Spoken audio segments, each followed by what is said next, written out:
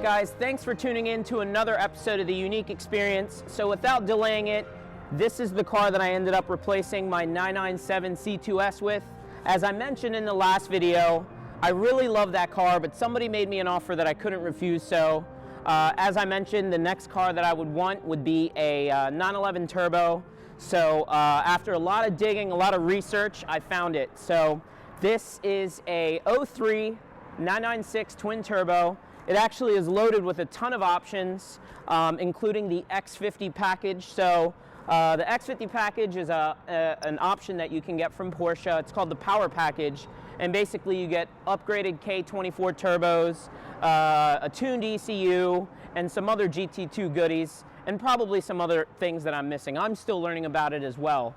But one of the cool things about this car is pretty much how you see it for the most part is how I got it. I did make some changes since owning it. I've had it for about 3 weeks now. And pretty much the exterior color is seal gray. It's on a Bilstein PSS10 suspension. It has OEM GT3 seats in cloth, OEM roll cage that's actually reinforced. Car has some carbon fiber goodies. It has carbon fiber sills, carbon fiber shift knob, carbon fiber e-brake. It came with the 18-inch BBS E88 three-piece wheels. They were initially silver, but believe it or not, my wife thought it would be a good idea to do them in gold, just because it would really pop and contrast well on the color. So I actually had the faces refinished in gold. I did the red and gold BBS center caps, and then I also replaced the factory BBS wheel decals that are normally red and white with red and gold. Another one of the changes that I made is I added the aero front lip and had it color matched. So if you were to buy a 996 twin turbo from the factory and you get the aero option, it would normally have that front lip and it would have a different spoiler on it. Where the turbo, right now it has the factory turbo wing, which is actually adjustable. So once you hit a certain mile per hour, the wing will actually automatically come up. And then once you get back down to a certain mile per hour, it'll actually go back down. That's actually one of the things that I intend on changing. Another one of the changes that I intend on making is you have this scoop here, and it allows air to kind of go directly into it and down to the turbo, because the turbos are located underneath the car. And there's a gentleman, I believe his name is Joe Toth Composites, and he makes all kinds of different fiberglass, carbon fiber parts. And he actually has a scoop that he makes that actually makes this a little bit wider, just to give it more of an aggressive stance. And then also I intend on doing the Schroth wing, which is basically, it looks like the factory. It comes out, right now the wing sits pretty flush with the tail. And then the Schroth wing will actually come out a little further and then curve down. So the most enjoyable part about this car is the driving experience. So let's go ahead and jump in the car, go pick up Bo, and let's go for a ride.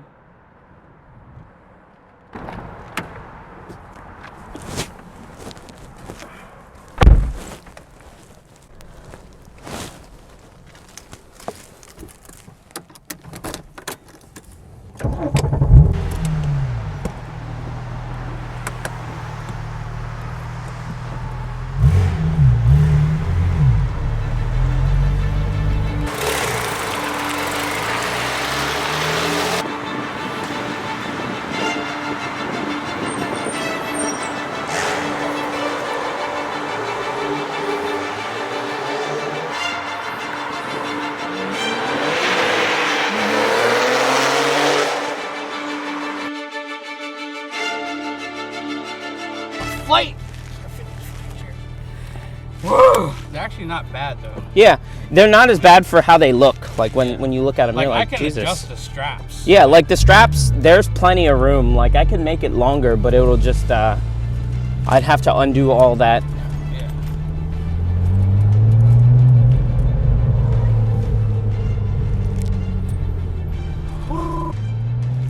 All right, we are going for a ride in the Turbo. Bo has never been in a Turbo. This is my first Turbo, so To talk about the driving experience, I mean, when you drive it, the car handles super well. It's actually pretty comfortable. The 997 that I had was only lowered on H&R lowering springs, and it also had GT3 sway bars, whereas this car was built for the track. So it actually has a really good set of coilovers on it. I believe it has Bilstein PSS10s, and it does have sway bars. Everything is built and geared towards the track. So with these coilovers, you can adjust, you know, the dampening, and you can make the ride quality softer, harder, whatever. It all depends on your, you know, your driving. So a lot of people ask, how does this car compare to the 997? And this car can basically do everything that the 997 does, except a little better, especially when it comes to power. So in a straight line, this car is not even comparable to a 997 in my opinion. The 997 C2S that I had, it was a 997-1, and the Carrera S has a 3.8 liter flat 6, and I believe the horsepower was somewhere around 350. The 996 twin turbo has somewhere around, I don't know, I think the regular twin turbos have somewhere around 400, but this car has what's called the X50 power package.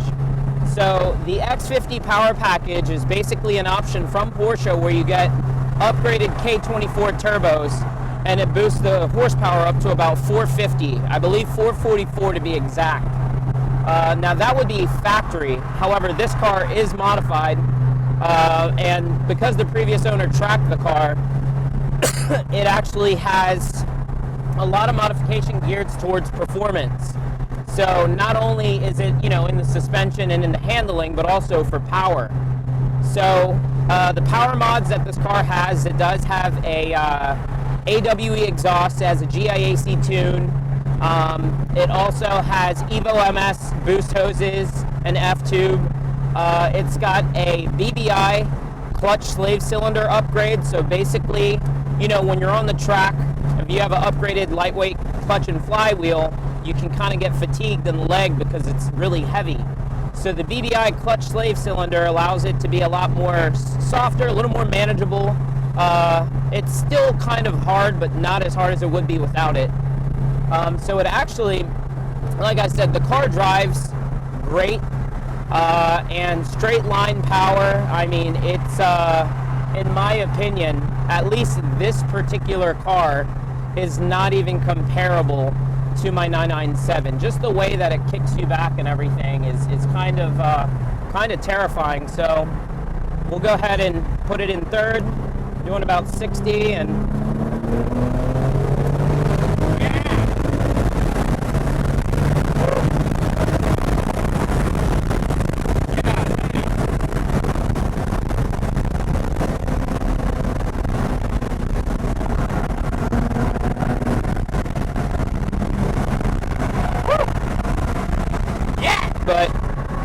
it got up there extremely quick.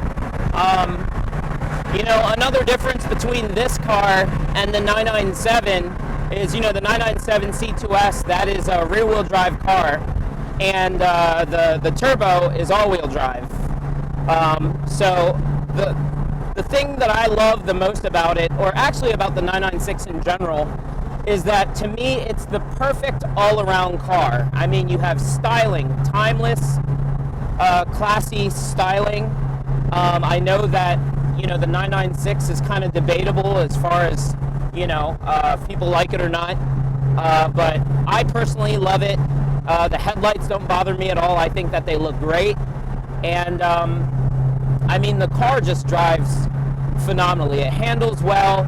If the cage wasn't in the back, I could absolutely seat the kids and take the family on a drive. And just the power. I mean, the power of this car kind of reminds me of my Mark IV Supra, but the difference is the Mark IV has turbo lag. So, you know, when you floor it, you know, it does take a bit before the turbo spools up and actually throws you back. Whereas this car, the power is almost immediate. I mean, you're spooling from 2 to 7. And I mean, it just keeps pulling, and it's very comfortable. Also, the previous owner, as I mentioned, he did track the car, so the suspension and everything is dialed in perfectly. He has what's called anti-squat, and basically once you punch it, it just plants to the ground and goes straight. You know, at no point do I feel uncomfortable.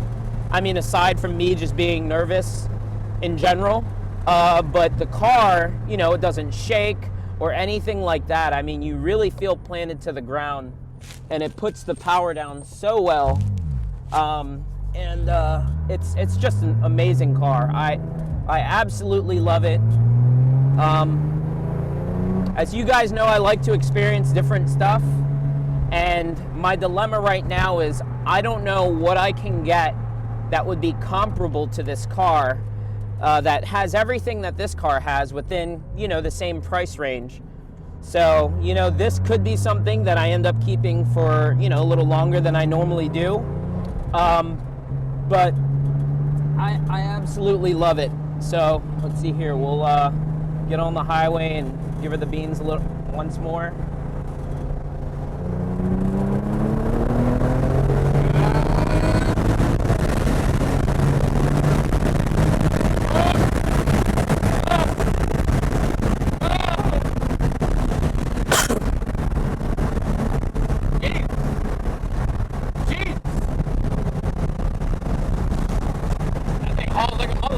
It does. I mean, it's actually kind of scary how quickly you get up, and then you look down and you see how fast you're going, and you're like, all right, I need to take a step back and get off the gas. What's surprising me is how, like you said, how stable it is. Yeah. When you're going, you're like, when it's going, like, you have really good traction. Yeah. Yep. Like, yep. Holy, that's scary. I mean, currently I'm running, you know, nothing crazy as far as tires. I have some. When I got the car, it had Hoosiers on it. So Hoosiers, you know, that's a race tire. The compound and everything is pretty much useless when the roads are cold and you can't get hot enough to kind of stick to the ground. You're not really going to get much traction. So I replaced the Hoosiers with a set of Continental Extreme Contact Sports. However, the particular size that I went with is slightly too narrow. You know, I actually ordered the same tire size of the tires that were previously on it, but I was not aware that some manufacturers, I guess they can run, you know, more narrow than others. So the rear actually has a little bit of a stretch to it, and I'm not really a fan of that. So one of the plans that I have is to upgrade my rear tire from a 295 to a 315. Right now I'm running a 235 35 18 up front and a 295 30 18 in the back. And one of the things that my good friend Xavier told me to be mindful of is because of the car being all-wheel drive, you want to keep the rolling circumference within 5 evolutions, I guess, per mile, within 5 evolutions per mile of each other. So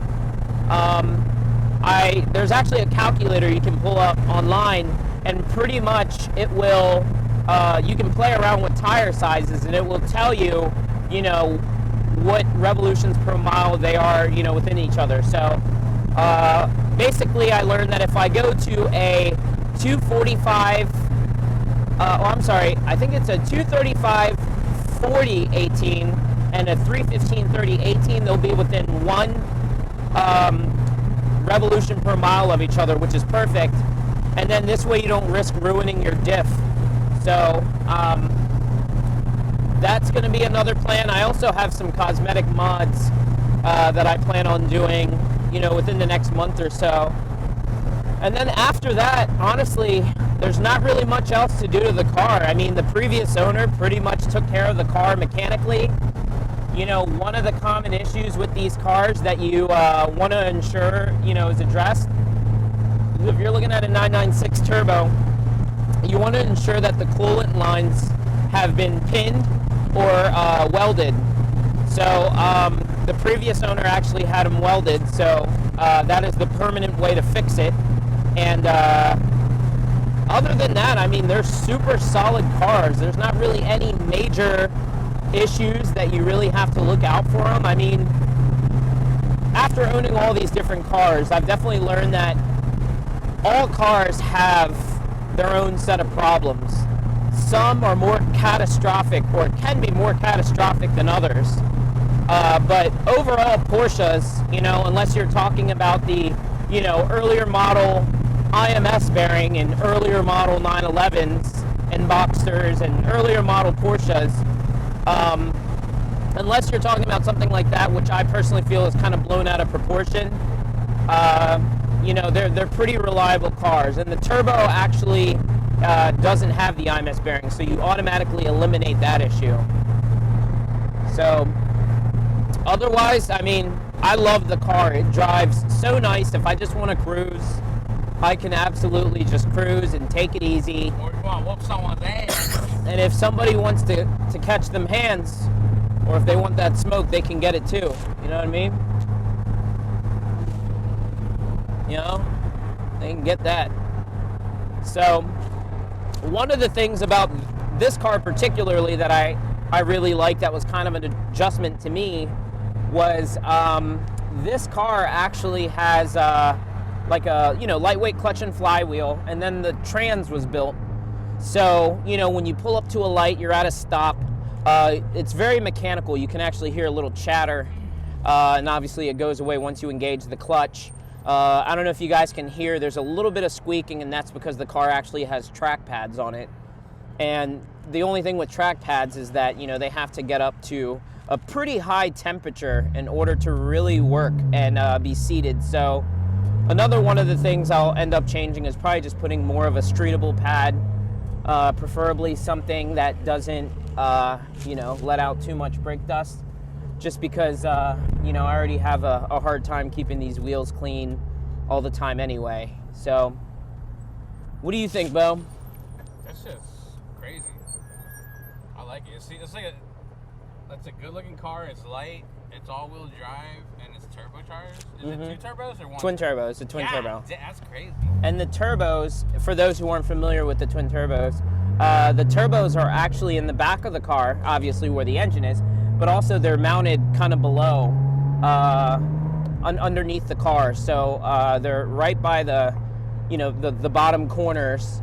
And, you know, when we had it up on the lift, you could actually see the turbos and everything. And so where are they at exactly, the turbos? So they're behind the wheels? Yeah, like pretty much behind the wheels. So actually there are these vents that are on the rear quarter panels, and those are actually like cooling ducts. Yeah, the ducts that you can see. Quack, quack. Quack, quack.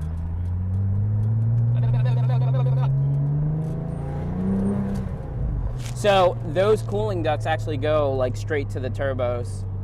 Okay. Help nice. giving. That's pretty cool shit. Yeah. Oh yeah, and the car also has, I forgot to mention, it has 4.5-inch Markski intercoolers. So, you know, going wide open throttle, kind of beating it up, you know, just kind of giving it the beans a bit. It takes it, and it handles it very well, and I've been monitoring my temps, and the temps have actually maintained very well. You know, it hasn't really left around the 180 mark, so it's sitting exactly where it needs to be. But yeah, that's it. I mean, to sum it up, it's an awesome driving experience. And if you're a car enthusiast, I highly recommend owning a 911 at some point, you know, if you have the opportunity, just because these cars drive unlike anything else that I have ever driven yet. But a lot of people that own these cars tend to come back. So, you know, while I have it, you know, I think I'm just going to enjoy it unless somebody makes me an offer that I can't refuse, or something that, you know, sparks my interest. But I really don't know where you go from a turbo unless it's a GT3 or a GT2 or something like that. So, yeah, that's my feedback, you know, of the drivability of the car. Dang, got all that. That's crazy. That's pretty sick. Sweet. All right. So you're going to try to mount that to the car? Are you going to use this too?